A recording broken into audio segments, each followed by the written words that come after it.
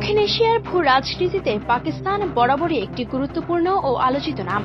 মুসলিম বিশ্বের একমাত্র পারমাণবিক শক্তিধর দেশ হিসেবে এর অবস্থান বিশেষ তাৎপর্যপূর্ণ। 1998 সালে সফল পারমাণবিক পরীক্ষার মাধ্যমে বিশ্বকে চমকে দিয়ে আনুষ্ঠানিকভাবে পারমাণবিক শক্তিধর রাষ্ট্রের কাতারে উঠে আসে দেশটি। এই সক্ষমতা পাকিস্তানের প্রতিরক্ষা নীতিতে বড় ধরনের পরিবর্তন আনে, বিশেষ করে প্রতিবেশী ভারতের সঙ্গে সম্পর্ক ও আঞ্চলিক নিরাপত্তার ভারসাম্যে এর প্রভাব স্পষ্টভাবে দেখা যায়। বিশ্লেষকদের মতে পারমাণবিক শক্তি পাকিস্তানকে সরাসরি বড় ধরনের সামরিক সংঘাতের ঝুঁকি থেকে অনেকটাই দূরে রাখতে ভূমিকা রেখেছে।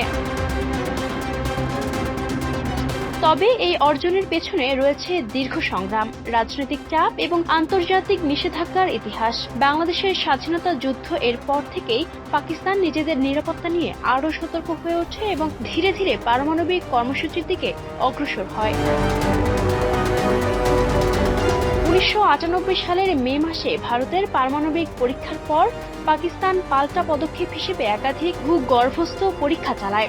এর মধ্য দিয়ে বিশ্ব রাজনীতিতে দেশটি একটি কার্যকর ডিটারেন্স পাওয়ার বা প্রতিরোধ শক্তি হিসেবে প্রতিষ্ঠা পায়। তবে পারমাণবিক শক্তি যেমন নিরাপত্তার প্রতীক, তেমনি এর সঙ্গে জড়িত রয়েছে বিশাল দায়িত্ব। কারণ এর সঠিক ব্যবহার যেমন স্থিতিশীলতা বজায় রাখতে পারে, তেমনি ভুল ব্যবহারে তৈরি হতে পারে ভয়াবহ বিপর্যয়।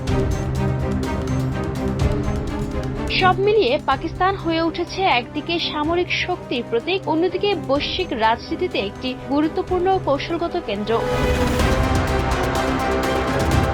Ayesha Akter Swarna, campus Times.